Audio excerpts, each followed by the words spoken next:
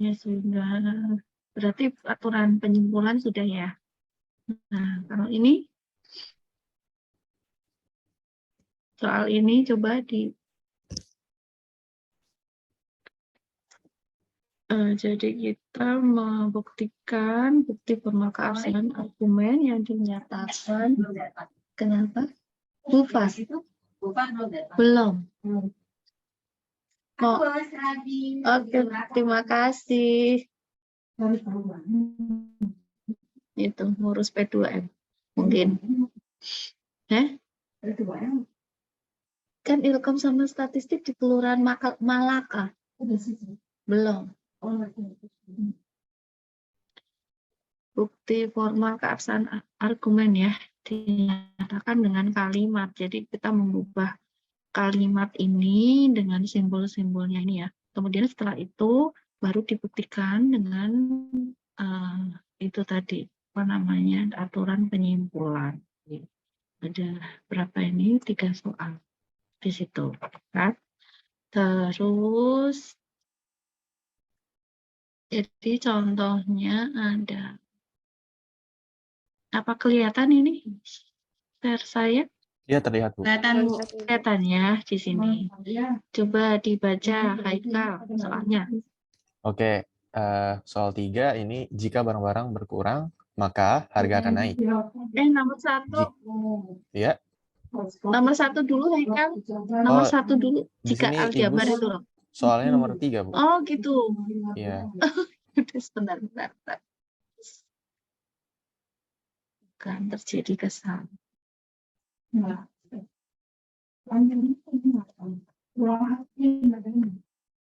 Nih, ya silakan Haikal. Jika aljabar diwajibkan atau geometri diwajibkan, maka semua mahasiswa akan mempelajari matematika. Aljabar diwajibkan dan trigonometri diwajibkan. Oleh karena itu, semua mahasiswa akan mempelajari matematika.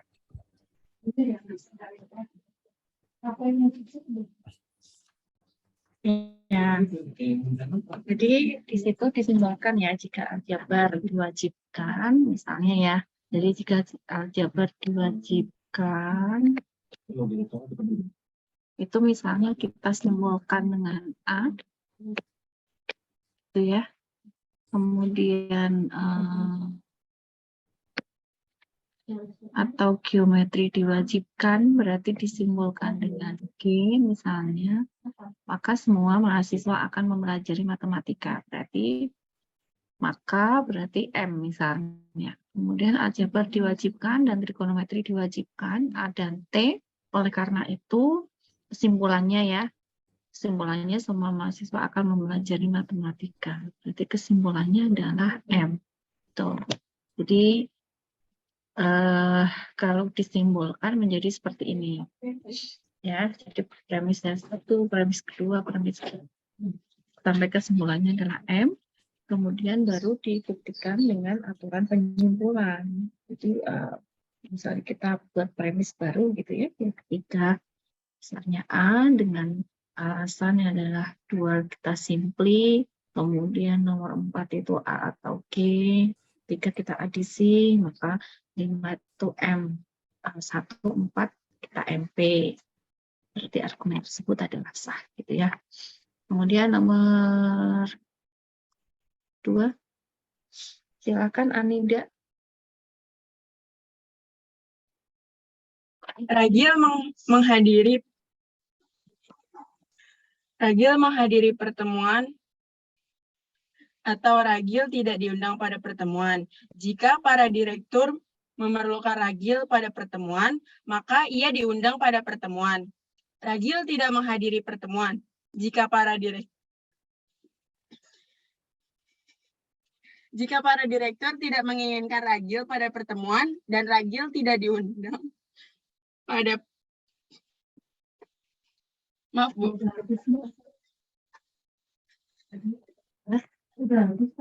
Oh, berarti udah selesai. Jika para direktur tidak menginginkan Ragil pada pertemuan dan Ragil tidak diundang pada pertemuan,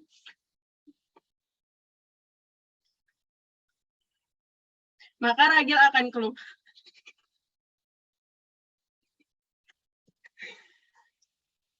maka Ragil akan keluar dari perusahaan. Oleh karena itu,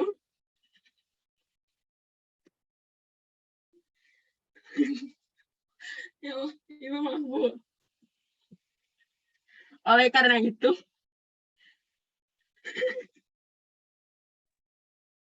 Kenapa sih, sebentar, Bu. Anida? Oleh karena itu, Ragil akan keluar dari perusahaan. AUDP. Ya. Jadi dari kalimat ini kita ubah ke simbolnya ya.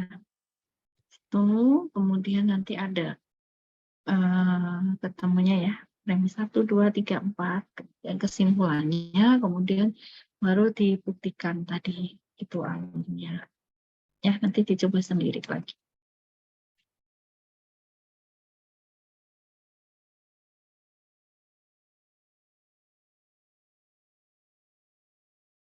Oke, nomor 3.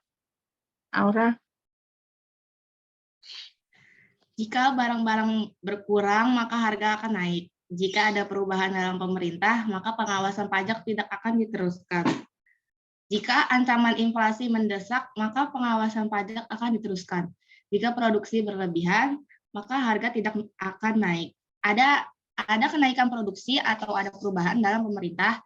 Oleh karena itu, kehilangan barang-barang tidak akan berlarut atau ancaman inflasi tidak akan mendesak.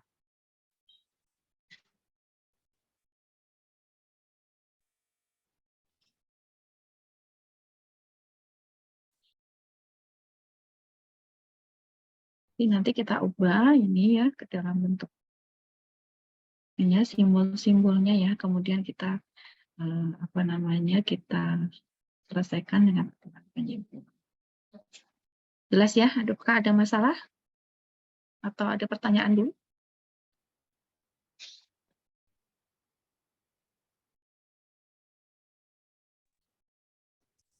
Ini jelas, Bu. Tidak ada pertanyaan.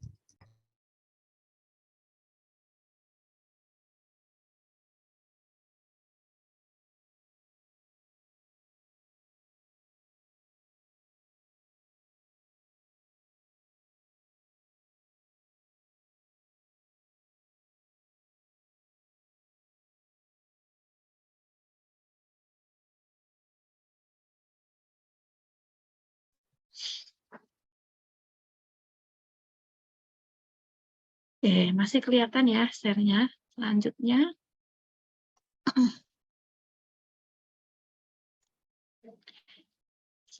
yang ketiga adalah dengan menggunakan aturan penggantian ya di sini ya.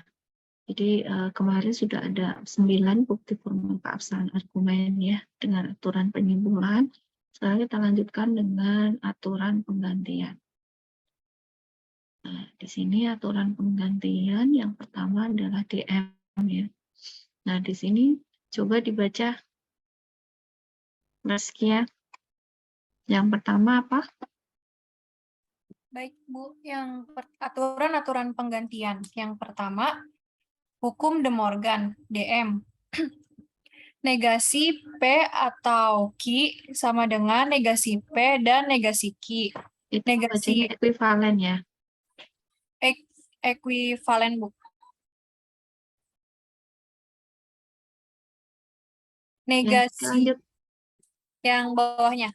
Negasi P dan Q ekuivalen dengan negasi P atau negasi Q. Oke, yang pertama adalah DM. Yang kedua, masih lagi Reskia. Yang kedua, hukum komutatif, KOM. P atau Q ekuivalen dengan Q atau P. P dan Q ekuivalen dengan Q dan P. Yang ketiga, hukum asosiatif, ASO. P atau Q atau R ekuivalen dengan P atau Q atau R. P dan Q dan R ekuivalen dengan P dan Q dan R. Ya, jadi yang kedua adalah komutatif ya, hukum komutatif. Yang ketiga adalah hukum asosiatif. Yang keempat, Anida tadi sudah ya. Tauri, Iya, Bu. Yang keempat, hukum distributif. P atau Q dan R ekuivalen P atau Q dan P atau R. P dan Q atau R ekuivalen P dan Q atau P dan R. Yang kelima, double negation. Double negation atau DN. Negasi dari negasi P ekuivalen P. ya. Jadi semuanya itu terus kita lanjutkan dulu. Selanjutnya, Nadia, Iya, Bu. Aturan-aturan penggantian yang 6 transposisi atau trans P maka Q ekuivalen negasi Q maka negasi P. jika Jika P maka Q, jika P maka Q ekuivalen jika negasi Q maka negasi P. Yang ketujuh, implikasi atau jika P maka Q ekuivalen jika P maka Q ekuivalen negasi P dan atau Q. Tautologi atau tau. P atau P ekuivalen dengan P. P dan P ekuivalen dengan P. ya. Oke, selanjutnya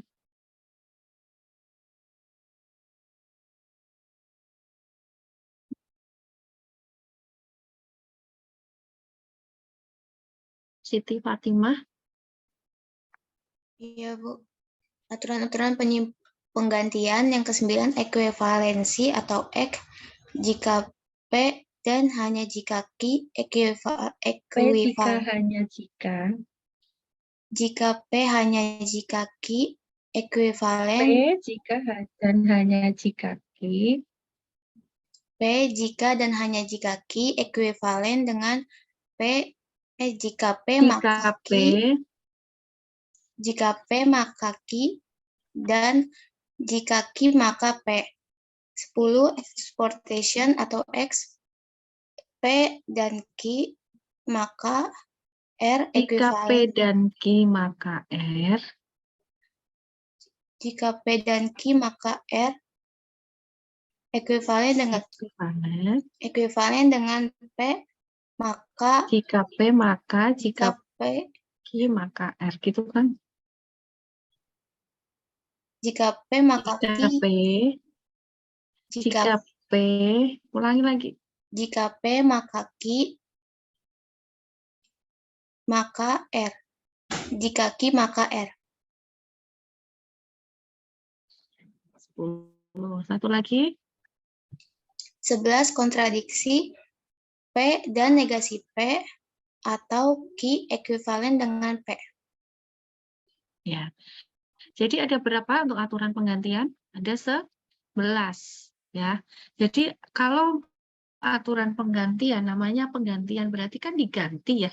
Nah, ini ekuivalen artinya bisa digantikan. Ya, artinya apa? Antara sisi kiri ya di sini dengan sisi kanan itu mempunyai nilai kebenaran yang sama.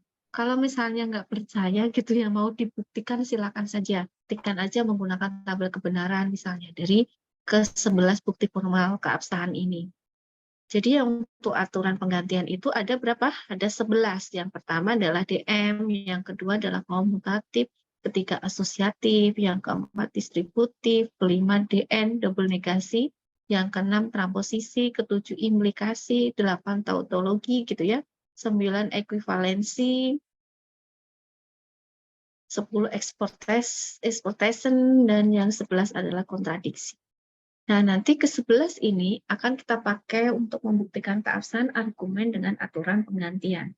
Tetapi di dalam aturan penggantian, kita boleh menggunakan 9 bukti formal keabsahan argumen yang ada di aturan penyimpulan. Jadi totalnya, kalau misalnya menggunakan aturan pengganti, berarti ada berapa? 20, ya kan? 20 bukti formal keabsahan argumen. Tapi kalau aturan penyimpulan baru hanya 9 yang kita pakai. Tapi untuk aturan penggantian kita bisa memakai aturan penyimpulan juga. Jadi ada 20 bukti keabsahan argumen tersebut. Ya, jelas ya?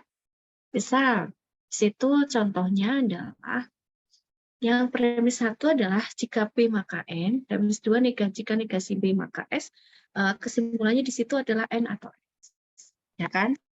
Nah, kemudian kita buktikan. Nah, di sini ya, premis 1, premis 2, kesimpulannya ini gitu ya. Kemudian premis 3, saya misalnya 1 saya transposisi begitu. Menjadi jika negasi N maka negasi B. Kemudian 3, 2 di HS, 3, 2 di HS menjadi jika negasi N maka S. Kemudian 4 kita impli. Jadi negasi N atau S. 5 kita DN. Nanti N atau S. Ini harus ada sahnya ya, nanti ditambahin. Ini apa namanya, ini saya kok pen saya lagi sah gitu ya. Jadi artinya argumen tersebut sah. Artinya kalau menggunakan aturan penggantian berarti aturan penyimpulan bisa kita pakai. Tapi kalau menggunakan aturan penyimpulan berarti hanya 9 yang kita pakai. Itu bedanya.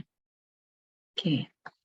Saya kasih contoh lagi, misalnya ada nih buktikan keabsahan argumen berikut, misalnya nomor 1, premis yang pertama, W dan Y, jika W dan Y maka S dan B, yang kedua adalah negasi, jika Y maka S, kesimpulannya adalah negasi W. Nah, di sini kita dapatkan ya, dengan menggunakan 20 bukti keabsahan argumen tadi, maka kita kerjakan. Misalnya nomor 2 saya impli, kemudian nomor 3 saya DM, jadi Y dan negasi S. Nomor 4 saya simpli, negasi S. Nomor 5 saya adisi, negasi S atau negasi B. Nomor 1 kita transpose. Nomor 7 kita DM. Nomor 8, nomor 7 DM ya, 9, 8 dan 6 kita MP. Nomor 10, 9 kita komutatif, 11 Y, 12 negasi Y, 13 negasi W, kemudian DS. Oh, ternyata ketemu. 13 ini adalah negasi W, gitu ya. Nah, kemudian itu adalah aturan penggantian. Ada pertanyaan sebelumnya?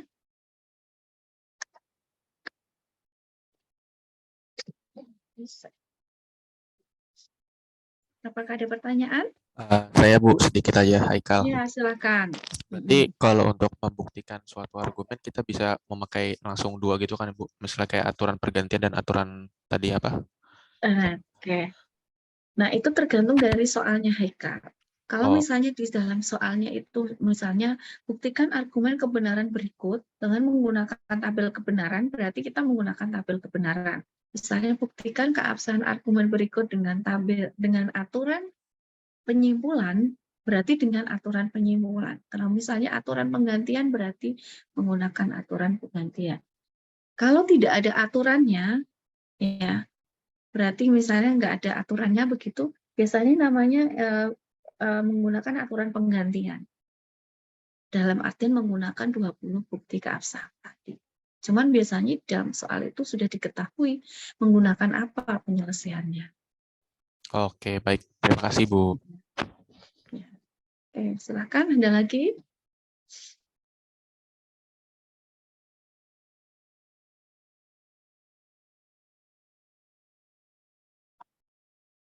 Jelas ya, berarti untuk aturan penggantian kita menggunakan 20 aturan bukti keabsahan, bukti formal keabsahan. Oke. Kita lanjut kalau nggak ada.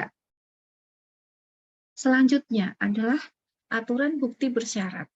Aturan bukti bersyarat itu dikenal dengan aturan CP. Ya, aturan CP. Nah, di sini di dalam aturan CP kita gunakan tuh argumen yang kesimpulannya itu berupa suatu implikasi. Syaratnya adalah argumen tersebut kesimpulannya berupa implikasi. Ya. Nah, misalnya implikasi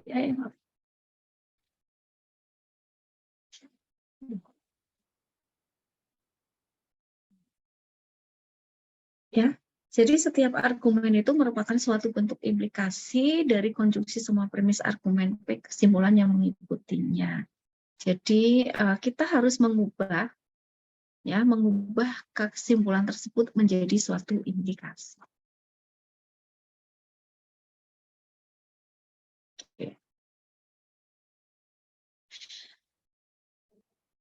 Oke, terus aturan bukti bersyarat atau CP tadi memungkinkan kita menyimpulkan keabsahan argumen, misalnya premis 1P, premis kesimpulannya adalah jika A maka C, gitu ya. Dari bukti keabsahan argumen tersebut, maka kita bisa menurunkan suatu premis yang baru. Misalnya di sini premis 1 adalah P, premis 2 adalah kita turunkan, ya. Ini pen saya apa namanya nggak bisa ini ya.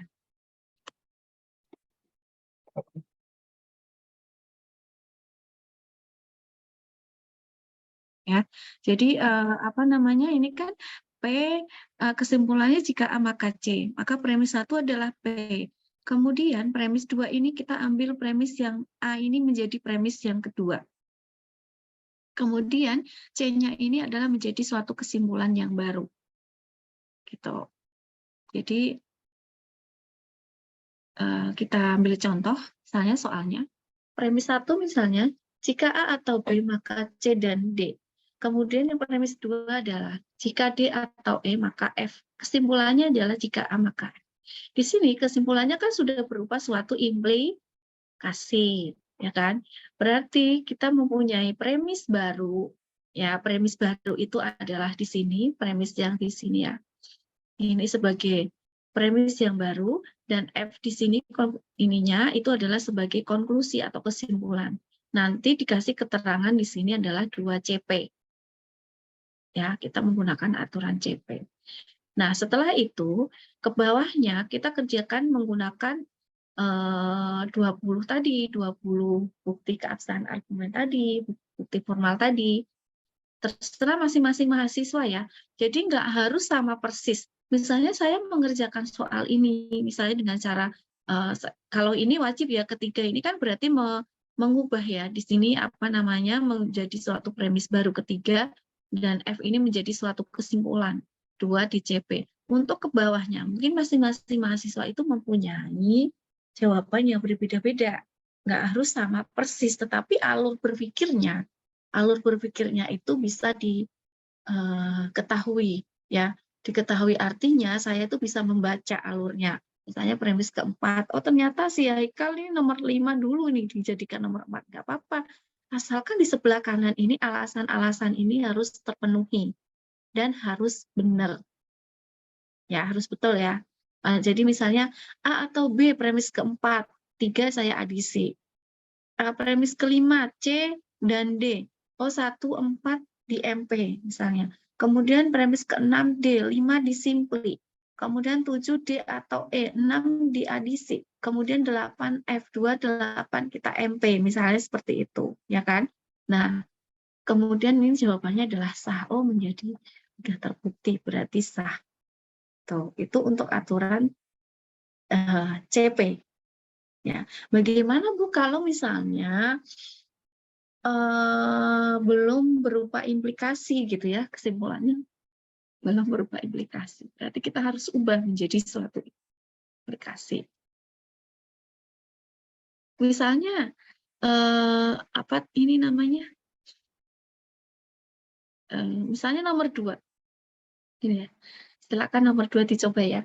Misalnya premis 1, premis 2, premis 3 P, kesimpulannya adalah S. Gitu kan?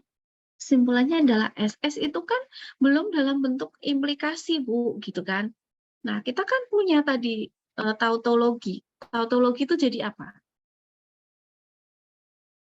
Haikal?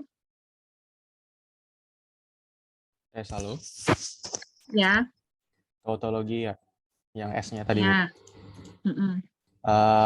Kalau tautologi itu, kalau yang satu, kalau nggak salah, misalnya S atau S. Ya, S atau S. Ini saya karena pena saya nggak tahu nih harus di ini restart dulu sepertinya. Jadi nggak bisa. S itu kan ekuivalen ya. Iya, ekuivalen dengan S atau S. Ya, misalnya ya udah sama dengan, tapi harusnya 3. Sama dengan S atau S, gitu kan? Nah, S atau S itu dikasih keterangannya atasnya, ini misalnya tautologi gitu. S atau S. Kemudian kalau misalnya diganti jadi implikasi, jadi apa? S dan S. Hah? Oh, implikasi ya, Bu.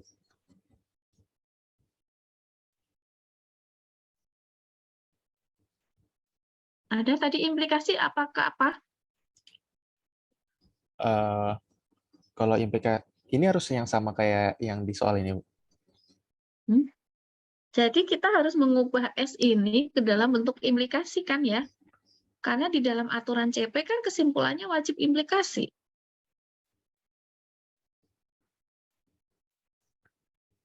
Kalau implikasi itu tadi kan P maka Q ekuivalen dengan negasi P atau Q. Nah, kalau ini tapi kan P S atau variabelnya sama, Bu. P apa?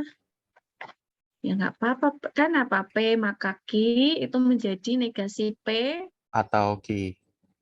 atau Q. Nah, sekarang kalau S atau S kita ubah menjadi implikasi jadi apa? Negasi S maka Negasi, Q. ya negasi S maka Q. Negasi S, Maka Q. ya maka Q. Simbolnya nanti kelamaan ya. Negasi S maka Q gitu ya. Maka S. Negasi S maka S kan? Iya.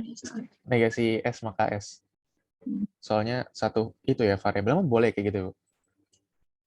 Ya bisa kayak gitu. Oke. Masih equation-nya.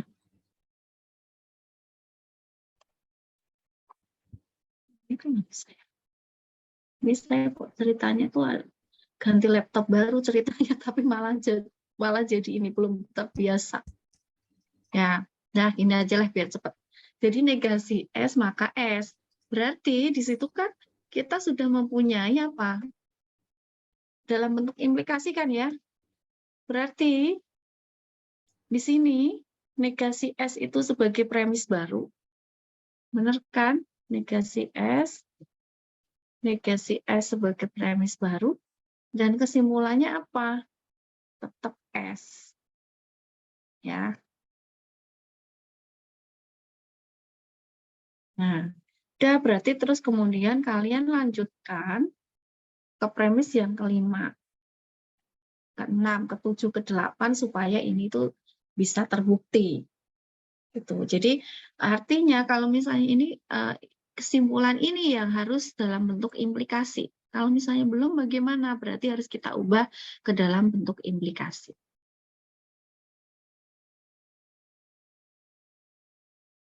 Ya. Ada pertanyaan?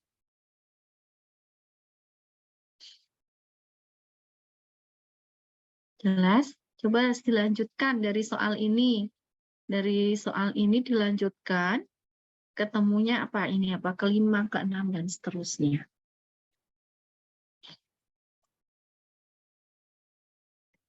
Ibu izin tanya. Ya. Jadi itu apa namanya urutannya itu bisa bebas ya, berbeda-beda tiap orang. Yang penting hasilnya itu gitu.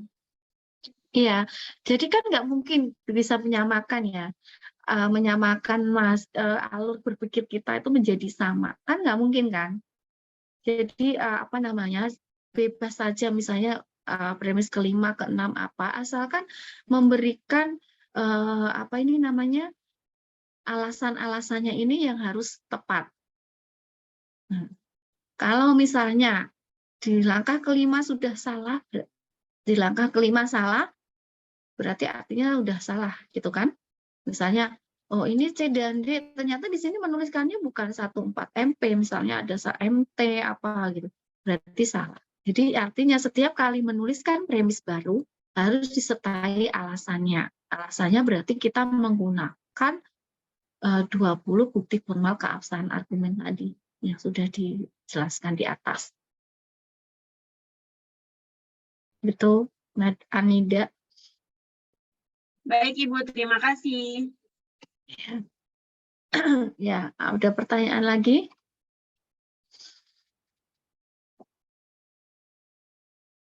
Ya, paling nggak minimal satu ini soal siapa yang bisa mengerjakan ini. Haikal, Bu. Tar dulu. Dicoret-coret dulu nggak apa-apa lah, dicoba dulu gitu. Ya, sedang coba, Bu. Ya.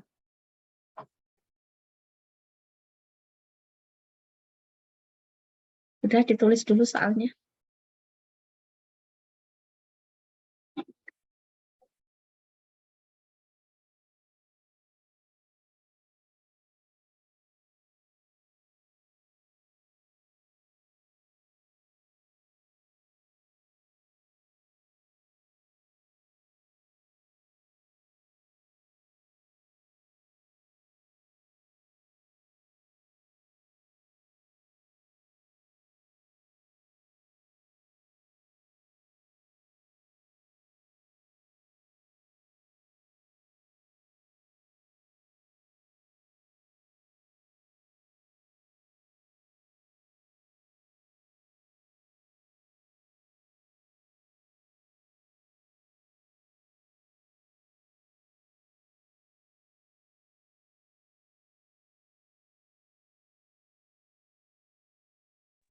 Ibu, maaf, saya boleh coba jawab.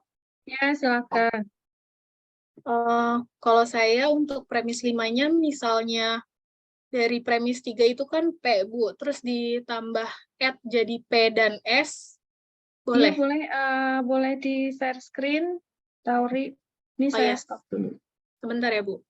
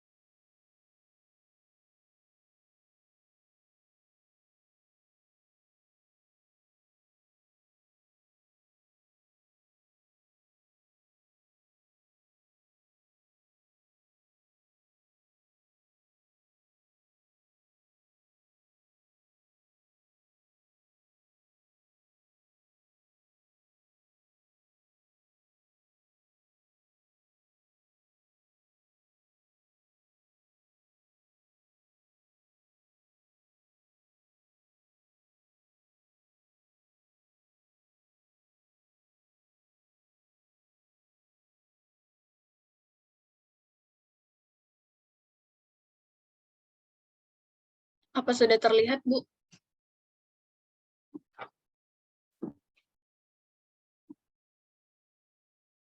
Ya, sudah terlihat. Ya, jadi sebelumnya izin menjelaskan, kalau saya untuk premis 5-nya, jadi saya ambil dari premis 3, yaitu P, kemudian saya pakai aturan yang add, jadi ditambah, makanya jadi P dan S. Kemudian untuk premis 6-nya, itu pakai simplikasi dari premis 5. Jadi hasilnya, kesimpulannya tinggal S, kayak gitu, Bu. Sebentar, itu harus dikasih ya Mbak ya, 3 diadisi, 3 di CP gitu kan, tadi ada ya? Oh iya, sebelumnya. Ya, itu harus apa namanya, harus dikasih begitu. Untuk Tapi sebelumnya itu ada kesalahan, Tauri. adisi ya? Ya? Adisi itu Bukan, Atau iya, atau itu dan. Oh iya, maaf, salah. Enggak. ya nanti nggak apa-apa. Yang penting sudah mencoba. Jadi apa namanya nanti dikerjakan lagi ya, Tauri. Jadi adisi kan P atau S ya. Kalau mau mengadisi. Ya. Kemudian nanti catatannya kalau misalnya nomor 4 negasi S, nah prosesnya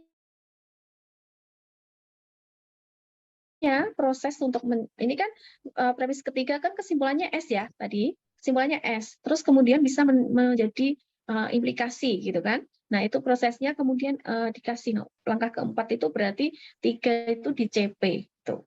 Nanti Oke, ditambahkan. Kemudian premis kelima itu kan adisikan P atau S. Nah, seperti itu nanti dilanjutkan kembali. Oke. Oke, Jadi baik. Terima teman-teman yang kasih, lain Bu. silakan juga sama-sama mengerjakan.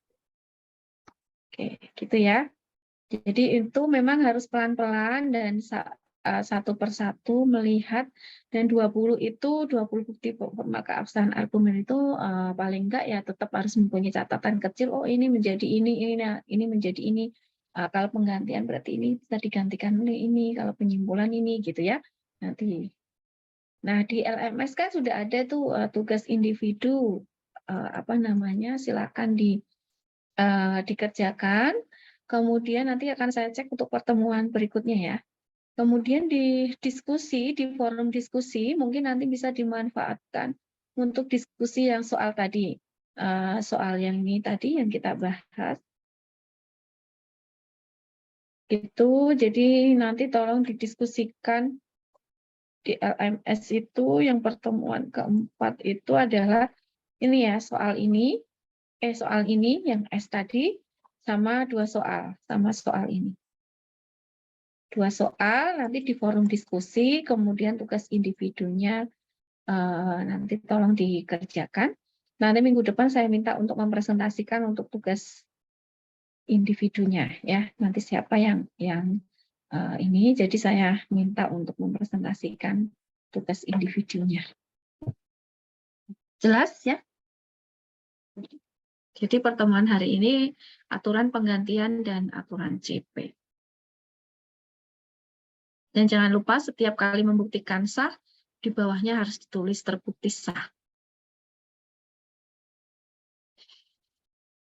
Ada pertanyaan?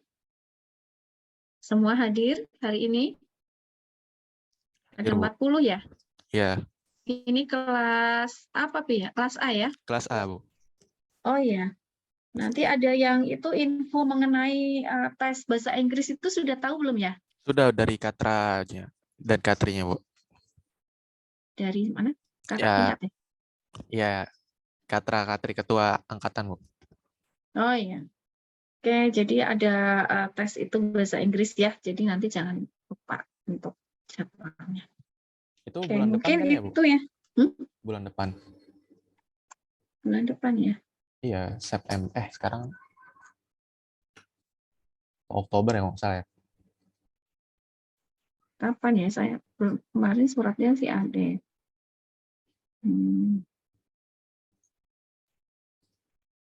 Iya.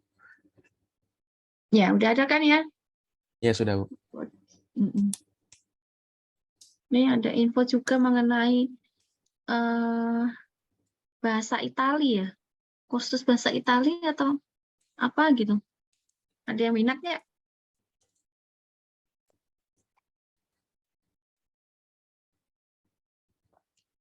Saya punya grupnya nggak sih? Bu, bahasa Korea nggak ada, Bu.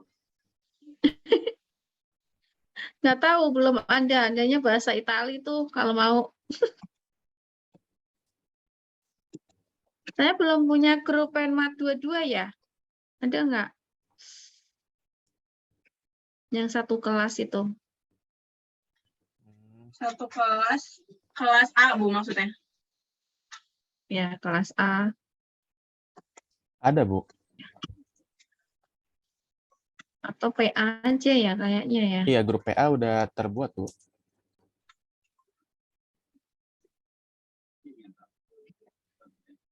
Coba ditulis di situ PA ganjil. Kalau sekelas-sekelas nggak ada ya, maksudnya kadang-kadang kalau info.